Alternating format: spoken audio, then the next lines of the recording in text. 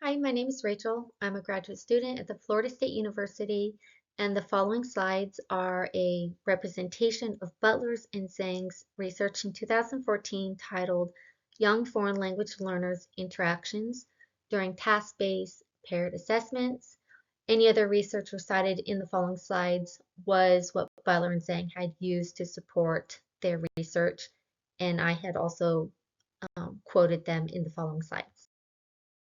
The researchers introduced their study by addressing some contemporary foreign language learning goals for young learners, which includes improving oral communication and improving young learners' willingness to communicate, which is a recognized individual difference factor among second language learners. The researchers also addressed two common instructional approaches used in second language acquisition, which is communicative language teaching, abbreviated CLT, and task-based language teaching, abbreviated TBLT. And finally, they address a significant concern right now in second language acquisition, especially for young learners, and that there remains limited knowledge, both theoretically and empirically, as to how learners' communication abilities can be assessed while using the two formally addressed instructional approaches, the CLT and TBLT. Some of the theoretical weaknesses for the foreign language assessment and young learners is that there is an unclear understanding of young learners' communicative competence while using their foreign language. There's limited data on interactional competence, and there's a lack of performance-based oral assessments provided through research. And some of the empirical weakness is that researchers are suggesting that assessment formats and procedures match young learners' cognitive and social development levels alongside their classroom practices. One attractive option for teachers to examine their students' oral communicative abilities is by conducting paired or group task-based language assessments. However, due to the lack of research, the extent of understanding of appropriateness for young learners in pair or group work using task-based instruction is unclear. Therefore, the current study aims to contribute to understanding how teachers can capture as to what accounts as appropriate for the young learners' foreign language communicative abilities, and they aim to contribute to defining assessment criteria to better understand the constructs of foreign language interaction competence among young learners. So some key terms to understand for the following slides and that are commonly used in the field of study foreign language assessment is interaction competence. It's a term that's evolved in its definition the past 25 years. Formerly, interactional competence was defined as a psychological activity that resides within the individual, but it's evolved to include a more social aspects and is now defined as the co-construction of interlocutors, including the interviewer, other candidates, and the rater. So it's evolved from going from the mind of one individual to the interactions with the interviewer, the rater, and anybody else that the speaker being assessed is engaging with. So it could be peers or the teacher. Some researchers, such as Long, in his 2011 study, suggested that there was a level of intersubjectivity in interaction competence and stated that interactional competence is the conscious attribution of intentional acts to others and involves putting oneself in the shoes of an interlocutor, which positions interaction competence not only from the position of the learner, but for that learner to put themselves into somebody else's shoes, essentially. The shift in these definitions are progressive. However, it has made it a little bit difficult to raise questions for assessments, such as how to define constructs in interactional competence, how to incorporate interactions, among other learners. Okay, so digging a little bit deeper into communicative competence, the researcher Celsi Merceria in 2007 created a model. There were several models that have gone through advancements, and the most recent model in 2007 included 6 different competencies with interactional competency positioned as its own category. And you can see it highlighted on the center on the very bottom. And in this model, the researchers suggest that there are 3 components to interactional competence, which is actional, conversational, and nonverbal. The actional has to do with the ability for the interlocutor to understand and execute a communicative knowledge such as speech acts and language functions. This is basically having an awareness and ability to communicate using grammatical constructs and to put those together. Conversational is the ability to understand general conversational conventions built in turn-taking systems. And the turn-taking system refers to the literal back and forth between the 2 interlocutors, when to pause, when to jump in, and how to carry out a fluid conversation. And the nonverbal is the ability to understand nonverbal gestures such as hand gestures, back channel behavior, which are the mm-hms, ahas, and then eye contact, and anything else that has to do with, nonverbal communication in the body. It is important to have an awareness of nonverbal communication, especially if you have speakers from 2 different cultures, because we because there could be the same nonverbal gesture and they can mean 2 completely different things in different cultures, and that can lead to significant miscommunication verbally. And the other thing that I should address that's a huge part of the current study is formulaic competence. This relates to the formulaic nature of language. This is sometimes referred to as prefabricated language and is discussed in the first language acquisition, where L1 speakers, that's first language speakers, are exposed to an excessive amount of formulaic language as they're learning to speak, and those formulas become prefabricated lexical frames and sequences by the time they start speaking. Because second language learners don't have near as much exposure to their L2 as they do their L1, they don't really have the same window to adopt and develop those prefabricated languages, and could potentially change the way their second language acquisition proceeds. Another important term in second language acquisition is dyadic interactions. This has been more examined with adult learners than with young learners, but it is a strong area of focus and is something that is heavily focused in this current study.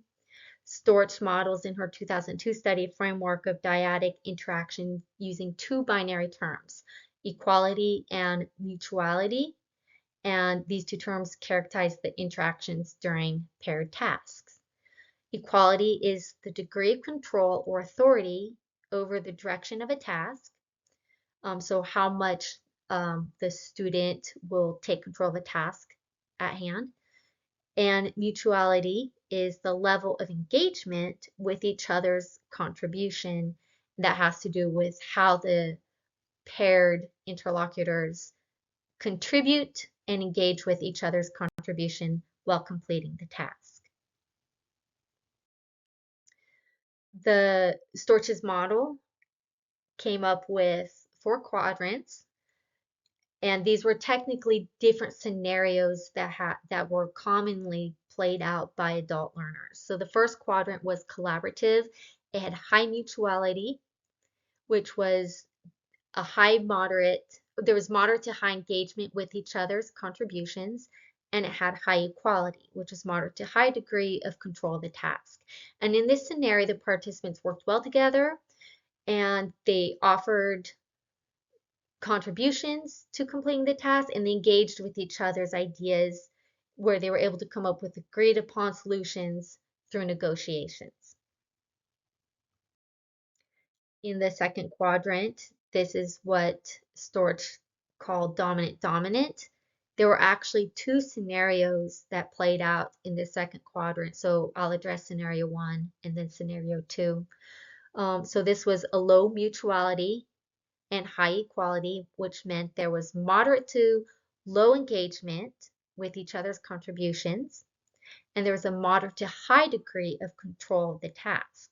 So in the first scenario, the participants made equal contributions, but they were unwilling to engage with each other's contributions, or they failed to reach a consensus due to both participants competing to control the task.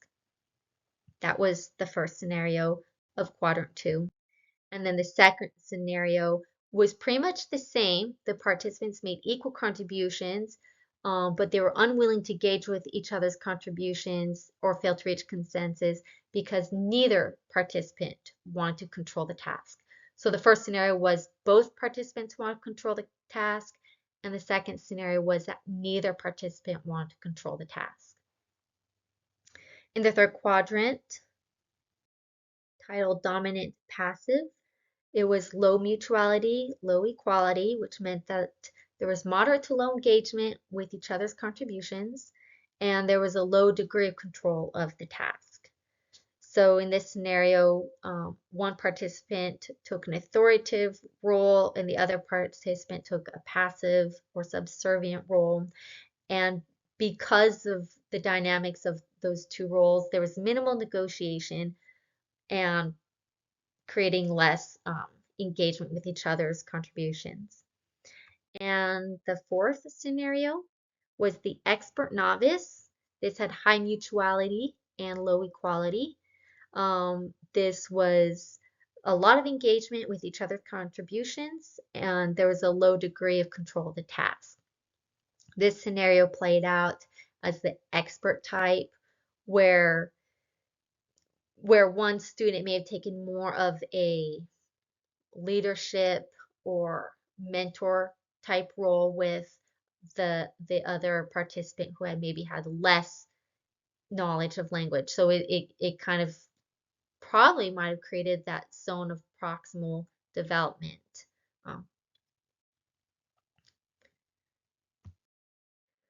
Um, well, most interaction studies have been conducted with adult learners. There have been few conducted for young learners, as mentioned. One of the majority findings with what research is out there for young learners is that both native English speaking children and non-native English speaking children at the elementary level do not use comprehension checks near as often with each other as adults do, even though they negotiate meaning like adults. Instead, young learners tend to focus on constructing their own meaning without facilitating construction meaning with their partner. Therefore, intersubjectivity is less present among young learners, which leads to the issue of a lack of mutuality. However, because intersubjectivity is the premise of interactional competence, there then becomes a lack of attention occurring between young learners to meet each other's interactional needs while completing task-based assessments or projects within the classroom.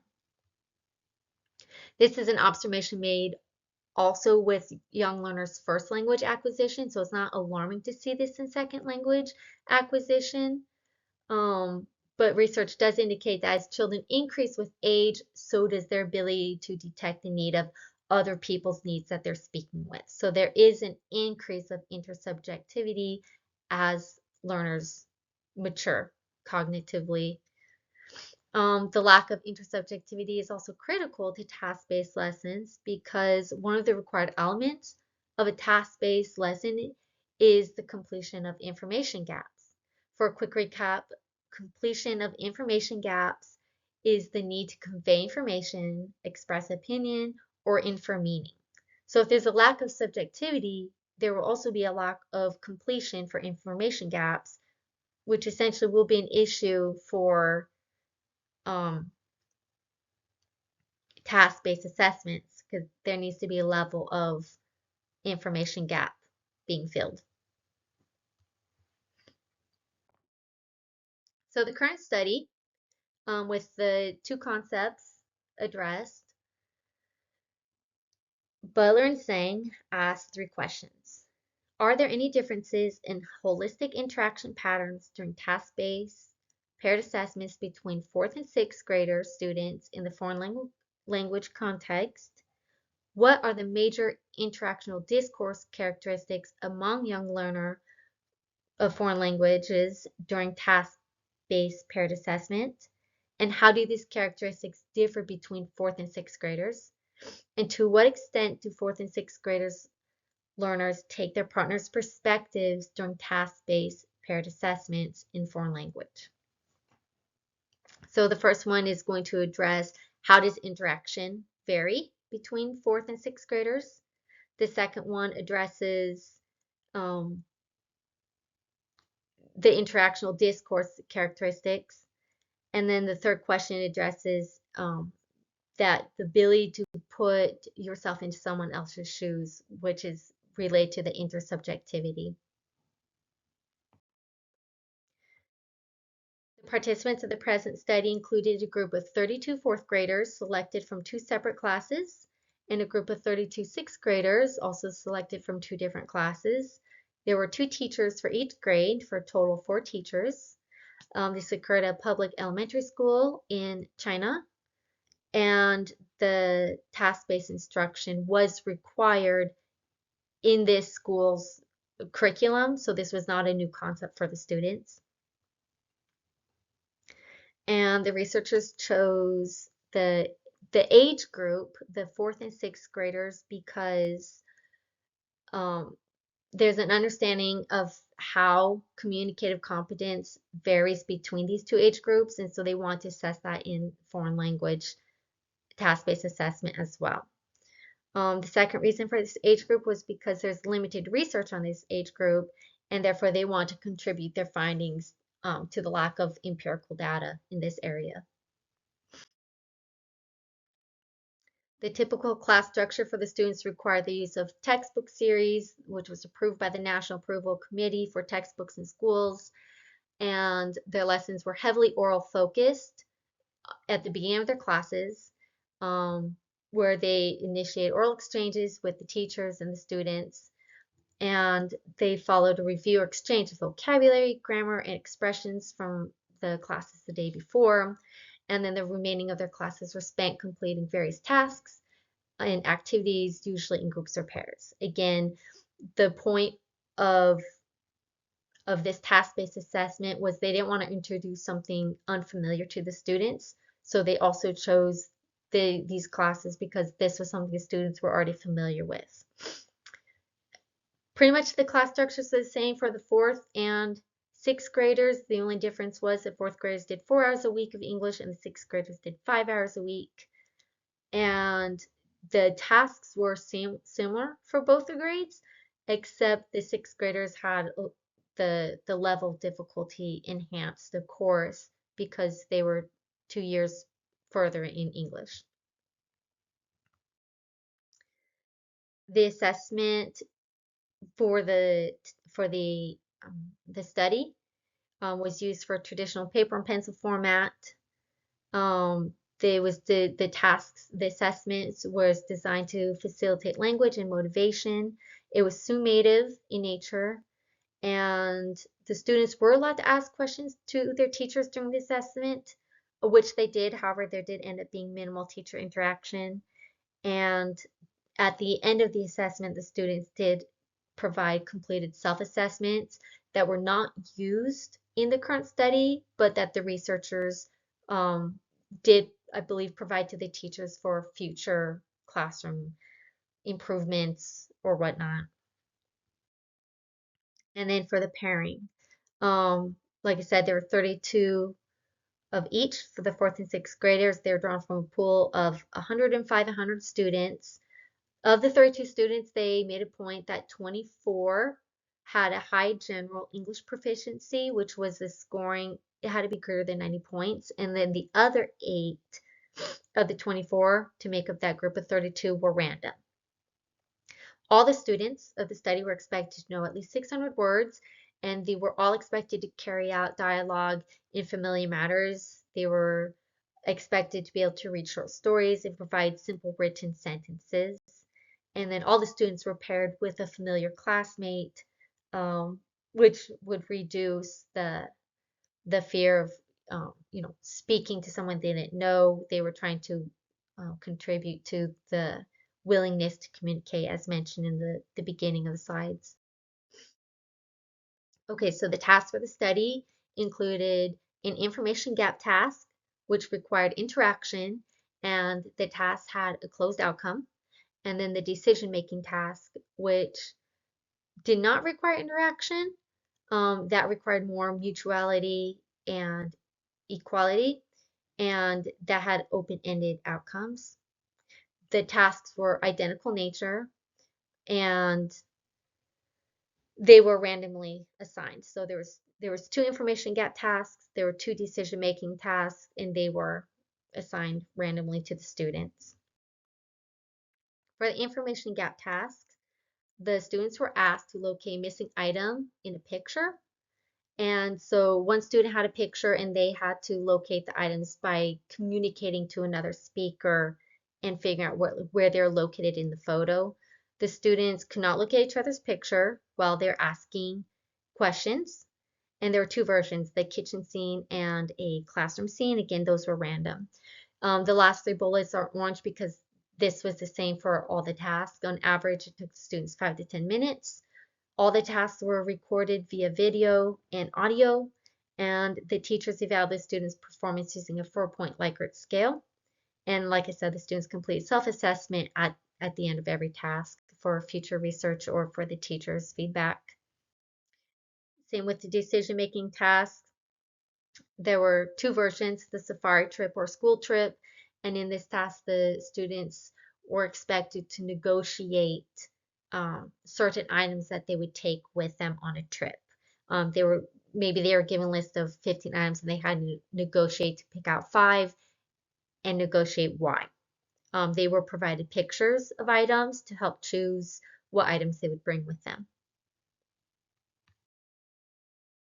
To analyze the first questions, are there any differences in holistic interaction patterns during task-based peer assessments between 4th and 6th grade students? They use Dortch's dyadic model that we looked at with the 4 quadrants. To analyze the second question, what are the major interactional discourse characteristics among young foreign language learners during a task-based paired assessment in foreign language? They conducted both quantitative and qualitative analysis based off the recordings. And then to analyze the third question, to what extent do 4th and 6th graders, young learners in foreign language, take their partner's perspective during task-based paired assessment? And again, they analyzed with transcribed interactions from the gap activity. Okay, overall the results of the study after the students had completed both the gap and decision-making tasks, the overall results found first that there was a difference between 4th and 6th graders in terms of interaction patterns. The 4th graders were less stable across the tasks than the 6th graders. Most of 4th grader dyads were low in both equality and mutuality, as discussed from Storch's 2002 model. And most of the 4th graders' interaction patterns were less stable than the 6th graders in both the information gap task and the decision-making task. And then the two main points that they addressed in their results and discussion were interactional patterns and characteristics and perspective taking, which we're going to look at now. For interactional patterns and characteristics, after looking at the recordings and transcriptions of the students' dialogue, they found that both the information gap task and the decision-making task were different, meaning that there was difference in communicative patterns between the 4th and 6th graders. They found that there were notable differences in mutuality and equality between the 4th and 6th graders. but it's not determined at this point if the differences had to do with cognitive constraints, as because the sixth graders would have more mature cognitive abilities as far as like taking perspectives of the other speakers, or if this had to do with like the lack of fluency in English as their second language. Some of the experts taken from the study, you can see starting from the fourth graders to the sixth graders, we're going to look at a few of them, show different progressions in different ways. So in this first slide, this was from the fourth graders. This was from the decision-making task where they had to select a few items to take with them on a trip. You can see that the language is quite mechanical. This is what we talked about, the prefabricated language. You can see a lot of fabricated language in this dialogue. It's pretty straightforward as, I like this, I don't like this, do you like this, I do not like this. It's mechanical, it's redundant, and there's a lot of I used in their responses. And this is interesting because if they're taking the position I, then they may be having a lack of ability to put themselves in their speaker's shoes, which we talked about is important for intersubjectivity. With the fourth grader in this decision-making task, these two students in particular had a higher proficiency in English as far as their scores. You can see that they move beyond the formulaic responses of I like, I don't like. There's a little bit of it here and there, but not very much.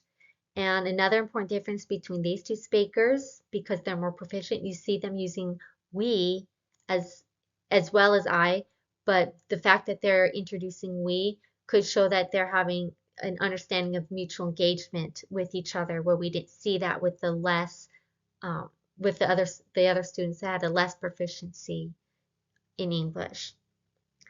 And then when we move to look at the sixth graders,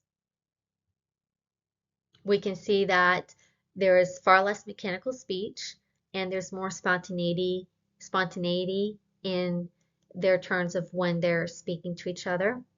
And they're using we and I, but it's showing a little bit more mutual understanding than what the fourth graders had shown in their dialogue.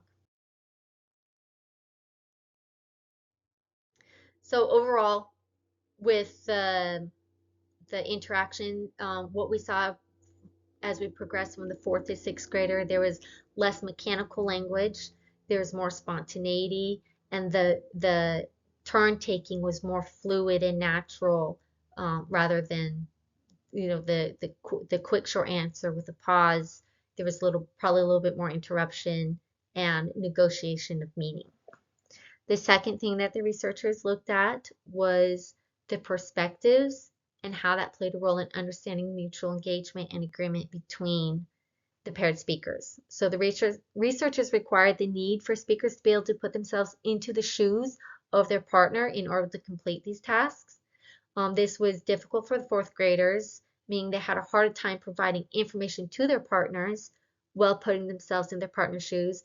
And the partner, in turn, also had a hard time negotiating for more meaning, meaning they had a hard time putting themselves in the shoes of the person providing them information.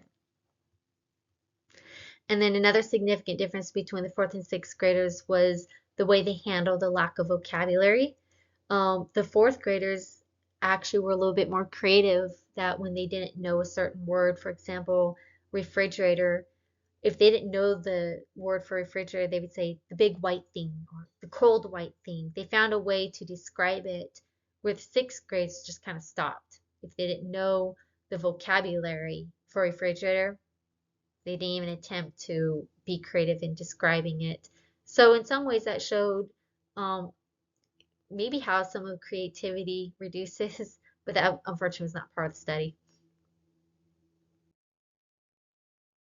Okay, the limitations of the study was that the researchers were not able to identify which of the interactional characteristics were attributed primarily with young learners in general foreign language proficiency, rather cognitive or socio-cognitive development factors.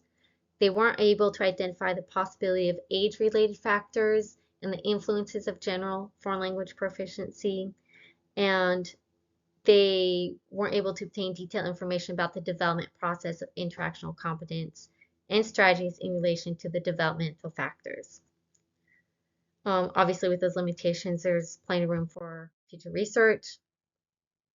The researchers conclude that yes, task-based paired assessments can be useful for observing learners' interactional competence.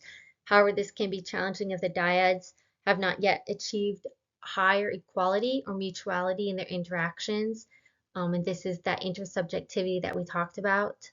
Therefore, if information gaps cannot be completed due to a lack of interactional competence, then is task-based paired assessment really going to be a good avenue to assess interactional competence with young learners? And finally, the study suggests that there is a need to investigate how teachers are expected to serve as both the instructors and the evaluators during classroom assessment. I think this one's the most important because obviously there's not going to be research in every classroom, and the teachers should also be given the tools to understand how to assess their learners when a researcher isn't present to do the research.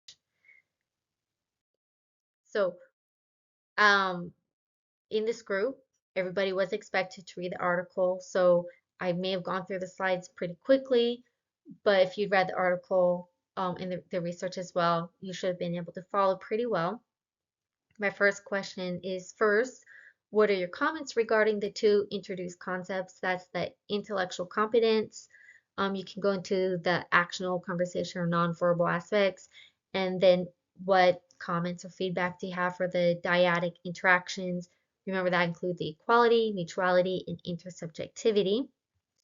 My second question is, if young learners lack intersubjectivity communication skills, leading to the inability to complete information gaps during task-based instructions, should task-based activities be used to assess second language acquisition for young learners? It kind of seems impossible to me to use that assessment tool if the students are cognitively lacking the ability that is required to make that sort of assessment. The third question is pretty much the same as the second question, but instead of talking about assessment, I'm asking if the students are lacking intersubjectivity at that young age, should the task-based activities be used as a process of teaching foreign language rather than assessing? My fourth question is, do you think the tasks in this study represent the four elements of task-based instruction as stated in Earlham's 2016 study? Because this class is about TBLT, I thought I'd bring in that article that we keep referring back to and how the tasks in this study either did or did not encompass those four elements. You can discuss if they did, how they didn't, what revisions you would make, suggestions. And then 5, I just want to generally ask if you have any questions that came up with while reading the study, and if you'd like to post those questions to the group for us to have some further discussion.